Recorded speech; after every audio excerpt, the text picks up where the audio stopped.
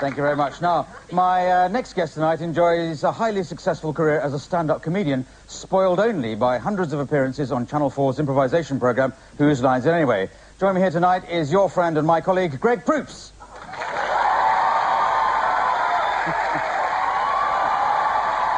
Hello, Greg. Hello, Greg.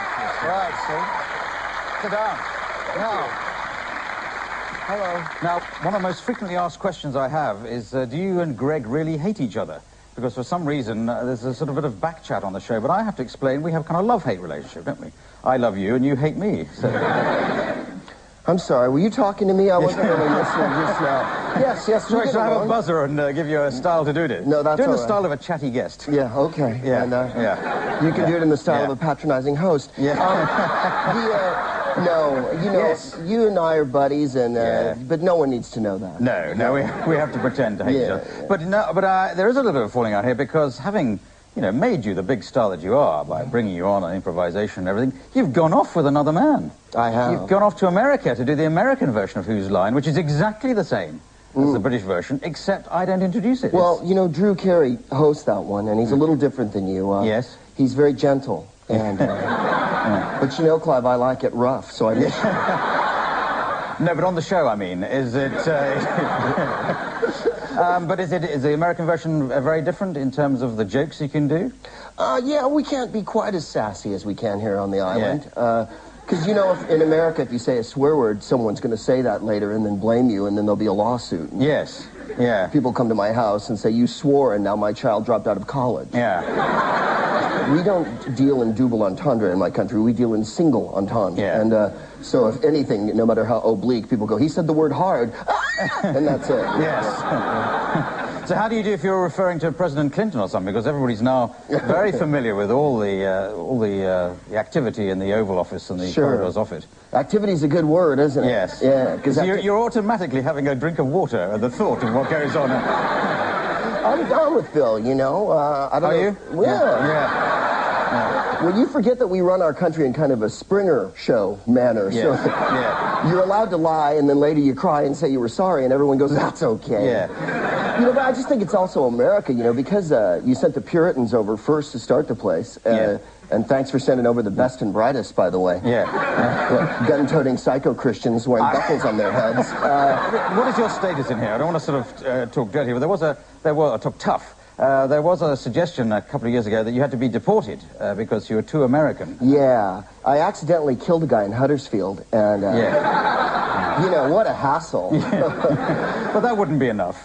No. You're American and did it. Right. But are you living in England now? Because you were living in San Francisco for a bit, weren't you? Yeah, I grew up in San Francisco, and I've lived there for ages and ages, but, or oiges and oiges if you wish to use the incorrect vowels, and I do. But yeah, we're living in Hollywood now, in the bitter hinterlands of West Hollywood. Well, you're always a bit disparaging about L.A. before you said that San Francisco is much better. Well, you know, you always have to look for intelligence in L.A. because it's never just going to come at you.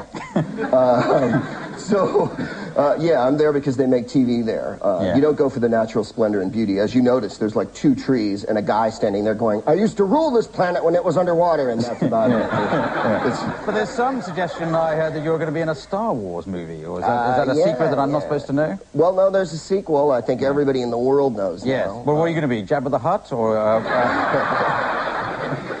No, Pizza the Hutt? Yeah. Or are you a human role, or an alien, or a weirdo, or a bit of... I'm the Specky Wookiee, is what I am. I'm the king of the nerdy walks. Yes. No, I'm just in it. I'd love to tell you about it, but if I did, I'd have to kill you. Yes. And then everyone in the audience. They're very, very fussy about talking about the movie. But you say your look, you've got a distinctive look which you've retained through 10 series of Whose Line, but do you really have your hair quite up like that in real life? Well, you used to do that to mock me. You just like to come and say, look how much hair I've got. Well, I've always wanted to ask you, is it a hairpiece, what you're wearing? Yes, it is. It's preserved by anonymity. I have a lush and full head of hair. The skin looks so realistic. It is. It really does. It's almost animal-like, isn't it? Yeah. But don't detract from my question now. Is that... Do you deliberately cultivate this sort of 1950s sort of rocker, hipper, teddy boy look, or is that just for the show? Well, you know, I would, honestly, if it was up to me, in my fantasy, and I'm sure you have a fantasy life as well, because I've seen your leather pants. You were in given them at the time, Greg. It's not... And that's how I've kept them, just in case, you know. Like Monica. Why exactly. Why give away a souvenir that meaningful? Yeah. If it was up to me, I would dress like a rock star and wear like leopard pants and, you know, wear gigantic shades. And I would look like Keith Richards or something. But look at me, it just wouldn't work. So it would be like you wearing spandex. People would go, no, you know. But are we going to see you back in Britain doing stand-up comedy? Or Yes, you will. I'm coming back in April for a tour, supposedly. Do you find it you know, it's an advantage to be an American doing stand-up in Britain? Because you've got like two things you can do. You can be rude about Britain, which we kind of like, and then you can be rude about America, which we like even more. Yeah, I noticed that. Yeah. The more I say that Americans are big gun-toting, truck-driving, gimme cap wearing, huge belt buckle with their name on it that they wear upside down so they can go, damn, that's my name. Yeah. We like it.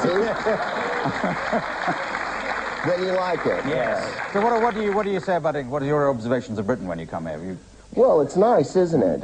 No one will look you in the eye. People say they're sorry 25,000 times a day. I'm sorry, we don't do that. You've embraced the things that America's turned its back on: oblivion, drinking, and conquest shagging, and I think that's beautiful. Yeah.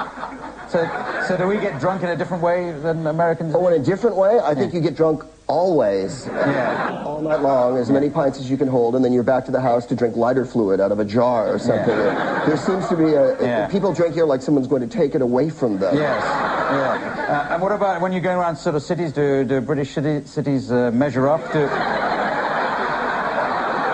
That I think is a Freudian slip, but... British cities, do they measure up to the charm and excitement you're expecting? Well, I love Leeds and, you know, Newcastle, anywhere in the north, Liverpool and whatnot. Yes. And Scotland, I really love Scotland. Yeah. And Ireland, which I know isn't part of England unless you're not in the World Cup, then it is part. And, but... Now, you mentioned the World Cup with a blisteringly up-to-date joke about football, but do you find sport over here is a bit, because you have different games in America? I'm a baseball fan. Yeah, so you've done radio series on that, huh? As you know, baseball is a young girls' game that we play professionally in my country. Yes. And it's not as macho as, say, cricket, where, of course, you wear white V-neck jumpers and take tea. Yeah.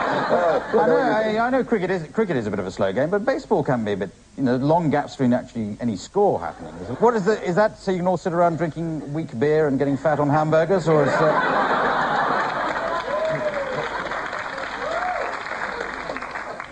Yeah, it is, Clive. Because we don't have time to pee down a magazine on our friend. Yeah. Anyway, thank you for joining us. Greg Proops.